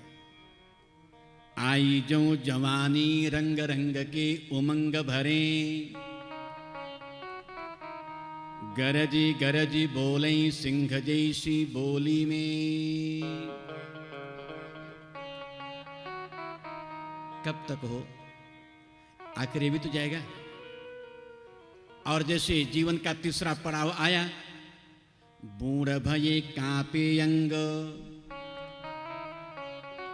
हमने ऐसे बहुत माता पिता को देखा है जो कहते हैं महाराज मैंने फालतू बनाया, रोते हैं। इस पद पर हूं कि बहुत मिलते रहते हैं और बहुत अपने मन की जो पीड़ा है कहते रहते हैं, जिसके लिए बनाया वो दूर चला गया। ऐसे महानगर में बहुत ऐसे परिवार मिलते हैं, पूरा मकान खाली पड़ा है, रहने वाले नहीं हैं, अब बूढ़े माँ पिता रोते हैं। बूढ़ भये कांपे अंग, घेरे काश श्वास रोग। अब फिर जीव करता क्या है? वैद्य की दवाई देव भरे भरे झोरी में। फिर ये दवा वो दवा, यही जीवन हो जाता है। और इससे भी जीव उबर नहीं पाता है। अंत में क्या होता है? न बोलते न डोलते, न खोलते पलक पल, काठ से पड़े हैं कौनो, काठ की कठोली में। फिर उसको पश्चाताप और कुछ मिलता नहीं है। नारायण पुष्टिवर्धनम, भीतरी चेतना को आध्यात्म बल से पुष्ट करो। वर्धनम, नारायण एक बात और भी है। त्र्यंबकम यजामहे सुगंधिम पुष्टिवर्धनम। अब इसका अर्थ क्या करोगे? उर्वारुकम इव, वहां आप जब कोई पाठ करो तो प्रयास करो, ऊ के बाद जो वा है उसमें आधा वा भी है। उर्वा ऐसा बोलना चाहिए। उर्वारुकमिव यानी उर्वारुकम इव, उर्वारुक की तरह। अब बहुत सुंदर बात है। कभी जाओ ना यमुना जी किनारे, प्रयागराज में माघी मेला हो जाए, उसके बाद जाइए ना गर्मी में, तो पतली पतली लता होती है और बड़े बड़े फल लगे रहते हैं कलिंद के। अब जो बोलो, ककड़ी है, कलिंद है, फल बहुत बड़े बड़े हैं, लता बहुत पतली सी है। और निगोड़ी लता करती क्या है? इतने बड़े फल को छोड़ती ही नहीं है, पकड़े रहती है। लेकिन वही फल जब पक जाता है तो लता धीरे से दूर हो जाती है। पकने दे उसको कभी, और इत्मीनान से देखो। जब वो कलिंद पक जाए, वो ककड़ी पक जाए, तो लता बिलग हो जाती है। भगवान भी जीव के साथ ऐसे ही करते हैं। जीव विषय वासनाओं में पक गया तो परमात्मा छोड़ देता है, और जीव भगवत प्रेम में बंध गया तो उसको पकड़े रहता है। उर्वारुकम इव, जैसे ककड़ी पके फल को छोड़ देती है, लता छोड़ देती है, ऐसी परमात्मा भी विषयी जीव को छोड़ देता है। प्रेम में बंधे हुए जीव को तब तक पकड़ता है जब तक उसको विषय वासना होती नहीं है। और उसको और थोड़ा प्रैक्टिकल कहूं तब, छोटा बच्चा हो, मां को, और कथा का समय हो रहा हो, मां के आंचल को बच्चा पकड़ ले कि ना मां अभी मुझको आज मत जाओ, या मुझे दूध पिला दो और कोई मेरी सेवा कर दो, तो शायद मां लेट करेगी, नहीं भी जा सकती है, पर छोटे बच्चे को छोड़ नहीं पाती है। वही बेटा बड़ा हो जाए, उसका अपना संसार बस जाए, और तब वही बेटा मां के आंचल पकड़ के आज कथा मत जाओ, तो मां मानेगी? कभी नहीं। उसको संसार मिल चुका है। वही मां है, वही बेटा है जो अब तक संसार में था नहीं, तो मां कथा भी छोड़ सकती है। और वही मां है जो संसारी बन गया है, बेटे को छोड़ देती है पर कथा नहीं छोड़ती। उर्वारुकम इव, नारायण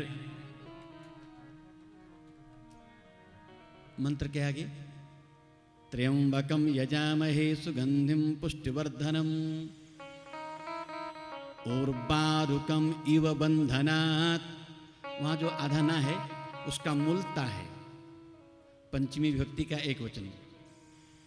वंधनात् को हम जब संधि करेंगे तो वंधनान ऐसा हो जाता है शब्द वो, वंधनात्। आज सही है, मंत्र बढ़िया मिला है। वंदनात्, ये पंचमी है। वृक्ष से पत्ता गिरे, इसका अनुवाद कैसे बनेगा हो अंग्रेजी में? वृक्ष। अब वो अंग्रेजी वाला मामला छोड़ो, उसको कहाँ आ जाता है बीच में अंग्रेजी। वृक्ष से पत्ता गिरता है ऐसा बोलोगे तो वृक्षात् पत्राणि पतंती। जो पंचमी है सदा वियोग दूरी करता है, मुझे ये कहना है। पंचमी दूरी करता है। वृक्ष से पत्ता टूट जाए तो डाली से पत्ता दूर हो गया। बंधन परमात्मा से जीव को दूर करता है, मुझे ये कहना है। इसीलिए जब तक विषय वासनाओं का बंधन है तब तक पंचमी है। और जैसे पंचमी कब मिटेगी? जब बंधन मिट जाएगा। मां अमृता,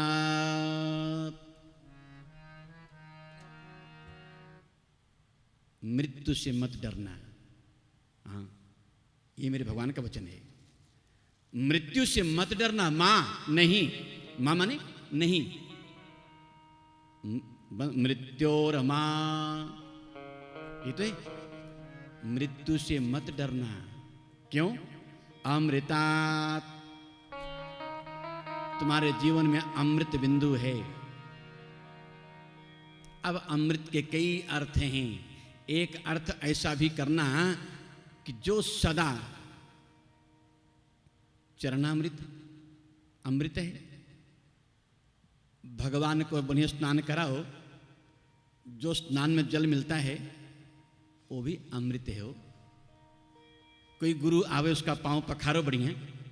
और अब तो बड़ा विज्ञान, कैसा कैसा बोलूं, शिष्य कैसे उसको बढ़िया लेता है। पहले गुरु के पांव के जो रज मिश्रित जल है वो चरणामृत है, गुरु चरणामृत। भगवान के श्री विग्रह को स्नान कराओ, विष्णु पादोदकं पीत्वा पुनर्जन्म न विद्यते। भगवान के श्री विग्रह के स्नान कराने के बाद उस जल का बिना किसी भय के पीते जाओ, पीते जाओ, 84 लाख बंधन मिट जाएंगे। एक अमृत और भी है। एक अमृत है धरा का, जो समुद्र में मिला है मंथन के समय, उसको अमृत कहते हैं। और एक अमृत है जो धरा के अलावा है। एक कथा, कोई एक धरा अमृत है और एक कोई आधर अमृत है। तो आधर अमृत, आधर माने ओठ मत लगाना, हाँ, कि आधर अमृत माने ओठ का अमृत। ऐसे तो साहित्य पढ़ोगे, साहित्य में आया है कि 10 जगह अमृत का वास है। 10 जगह, जिसमें एक अमृत का वास, हाँ, किसी परम आराध्या राधा जी के इन ओठों में भी है। इसीलिए बांसुरी भगवान बजाते रहते हैं, कभी तो राधे आएगी, कभी तो सुनेगी। वो बड़ा साहित्य है। एक अमृत है जिसको हम कहते हैं कथा अमृत। और भगवान मृत्युंजय का शब्द है, योगेन तपसा पिबा। अब थोड़ा ये बहुत है, बहुत विशुद्ध है, सूक्ष्म।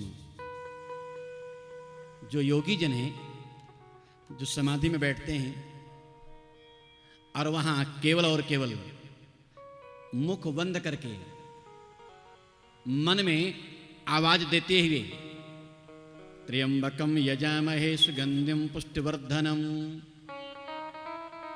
उर्वारुकमिव बंधनान् मृत्योरमुक्षीयमा अमृतात्। ये जो अजस्र पाठ चलता है ना, इस अजस्र पाठ चलते चलते मूर्धा के मध्य भाग से एक बिंदु टपकता है। और अच्छा प्रैक्टिकल समझ जाओगे, भीतर में देखो, एक वहां एक छोटा सा धागा लटकता रहता है। उसका काम क्या है? ऐसे थोड़ी बनाए फालतू। हाँ, योगी जन जब समाधि में बैठते हैं तो उन्हें भूख भी न लगे, प्यास भी न लगे, ठंड भी न लगे, गर्म भी न लगे, कोई हिंसक जानवर भी उनको हिंसा ना करे, इसीलिए उस धागे से जो एक बिंदु टपकता रहता है उसी का नाम, अब तो बोलो, वो अमृत है। इसलिए उनको हम परमहंस कहते हैं। और वो जो बिंदु टपकता है ना, वो टपकने से कुछ भी उस योगी को प्रकृति का कोई भी हिंसक जीव हिंसा नहीं कर सकता है। यही है मृत्युंजय मंत्र। और जिसने ऐसा मृत्युंजय मंत्र को अपनाया, उसके जीवन में मृत्यु का भय कभी नहीं रहता। और मैं कहता रहता हूं, मृत्युंजय महादेव त्राहि मां शरणागतम। फिर तो उसके बहुत विधान हैं, उसमें मैं थोड़ा प्रवेश नहीं कर रहा हूं जानबूझ के। आप ध्यान करो, न्यास करो, प्राणायाम करो, उस मृत्युंजय के अधिष्ठात्री देवता का नाम लो, नाम लेने के बाद उसको अपने जीवा पर बसाओ। नारायण, आजकल लोग कहते हैं महाराज कोई इसका विकल्प है। अब बताओ, सबका विकल्प, हाँ कोई विकल्प। अब तो ऐसा भी होता है महाराज, कथा तो बैठना सुनना चाहता हूँ, समय नहीं है, क्या विकल्प है। अब वहां भी विकल्प हो जाता है। और मैं कहता रहता हूं, ऐसे लोगों के लिए कुछ भी ना बने तो केवल नमः शिवाय, ये तो बनेगा, क्योंकि वो मंत्र है वेद का, यजुर्वेद का। उसके कहने के नियम है, बोलने के नियम है, जप करने के नियम है, न्यास आना चाहिए, ध्यान आना चाहिए, और उसके कुछ विधान है जो प्रकट गुरु कृपा से गुरु दीक्षा में होना चाहिए। ना बने तो करो क्या, नमः शिवाय शिवाय। और मैं कहता रहता हूं,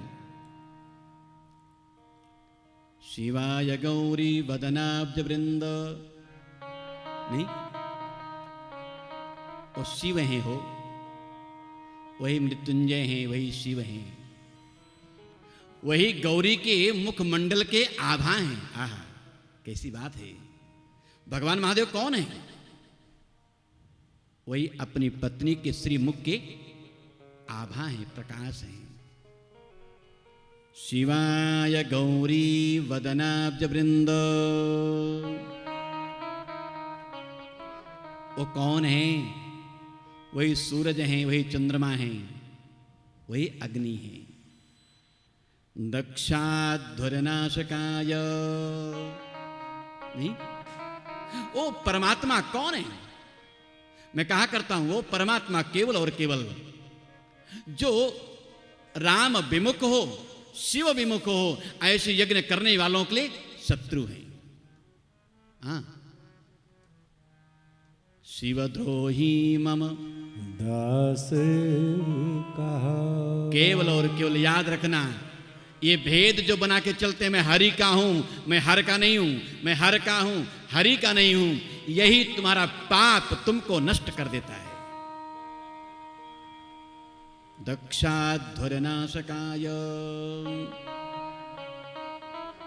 मेरे परमात्मा का एक नाम बहुत प्यारा है, बहुत सुंदर नाम है, श्री नील। अब तो समझ गए? श्री यहां श्री माने लक्ष्मी नहीं, यहां श्री माने गौरी, श्री यानी पार्वती। श्री नीलकंठाय।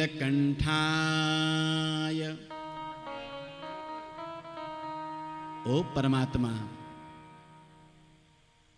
गौरी जी ने हो, सही बताऊं, अरे वो जाहिर की औकात है कि मेरे भगवान महादेव गले को काला कर दे? असंभव। जो ज्यादा नशा करता हो उसको पूछो कि नशा करती क्या है, यही कहेगा ना ना नशा थोड़ी कुछ नुकसान करती है, उसको पीता हूं, शरीर ठीक रहती है। लेकिन मैं एक बात कहता रहता हूं, नशा को उल्टा करो, शान, वो तुम्हारी हर तरह की शान मिटा देती है। और कुछ मत करना, केवल नशा को अपने में बना लो, उसको उतार लो, सारी तुम्हारी शान बर्बाद कर देगी वो। मेरे भगवान को लोग क्या क्या कहते हैं महादेव को। मुझको लगता है एक दिन, क्योंकि मेरे भगवान कैसे हैं, कर्पूर गौरम, यही तो है, बहुत गोरे हैं हो, ऐसा गोरापन शायद किसी का होगा। हाँ, मेरे महादेव जैसा गोरा कौन होगा। मैं आपको कहूं, मेरी गौरी जी थोड़ी सी सांवली है, थोड़ी सी, उनकी छाया पड़ी। भगवान बड़े हैं, गौरी छोटी हैं, उनके छाया कहां तक आ गई। हाँ, श्रीनील, मेरे महादेव के कंठ पर्यंत जिनकी छाया आवे, छाया से प्रतिबिंबित जो कंठ है, कंठ मानो नीला हो गया। जहर की औकात नहीं है, असंभवम, उसकी क्या औकात है। कोई एक सेवक मालिक को क्या कर सकता है। मैं कहा करता हूं श्रीनील कंठा, इसीलिए लोग बैल को क्या बोलते हैं, बैल का एक नाम है धर्म। और शायद याद रखना, आप देखे भी होंगे, महादेव जब भी चलते हैं तो कौन रहता है, नंदी बैल। वो बैल नहीं है, पागल मत बनना, बैल प्रतीक है।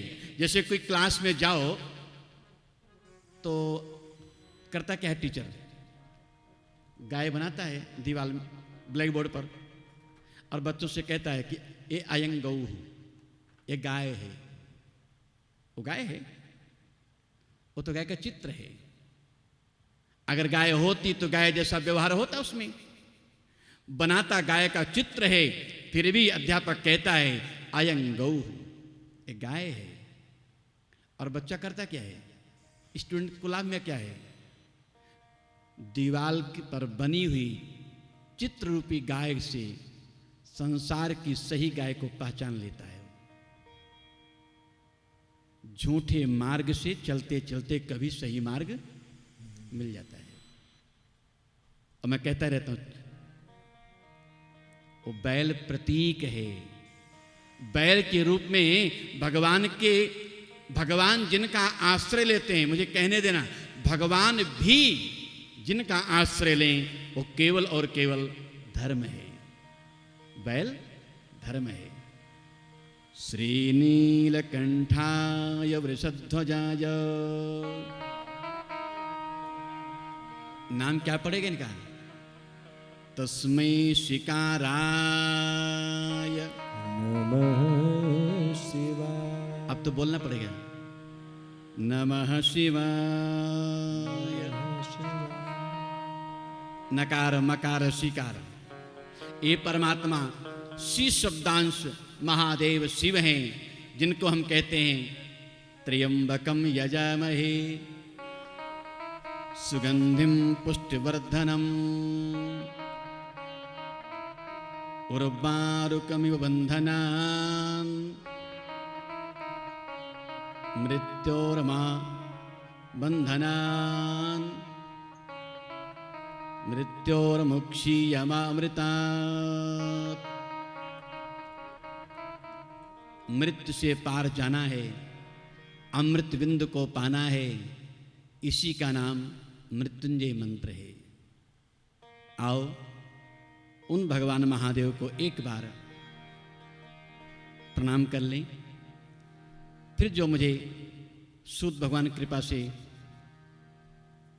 बनेगा उसको कहूँगा।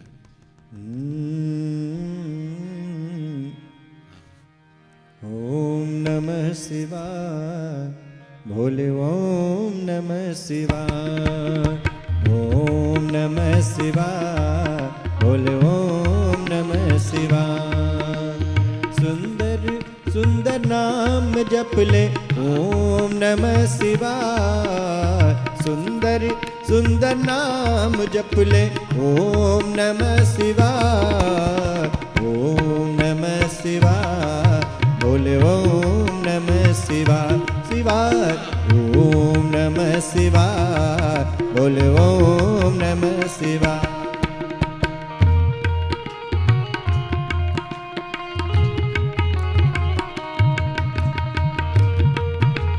जय जय।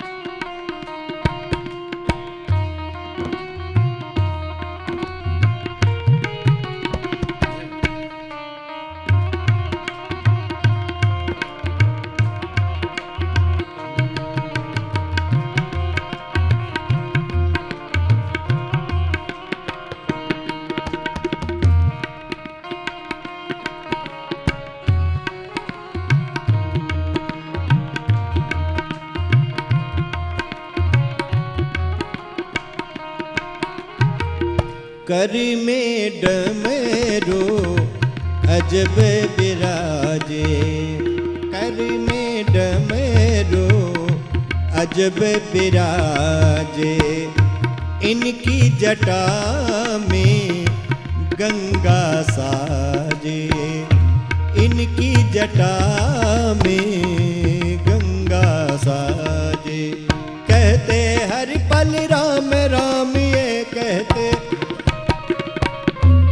कहते हर पल राम राम मन भजले नमः शिवाय, ओम नमः शिवाय, बोल ओम नमः शिवाय, ओम नमः शिवाय, बोल ओम नमः शिवाय। सुंदर सुंदर नाम जपले ओम नमः शिवाय, सुंदर सुंदर नाम जपले ओम नमः शिवाय, ओम नमः शिवाय, बोले ओम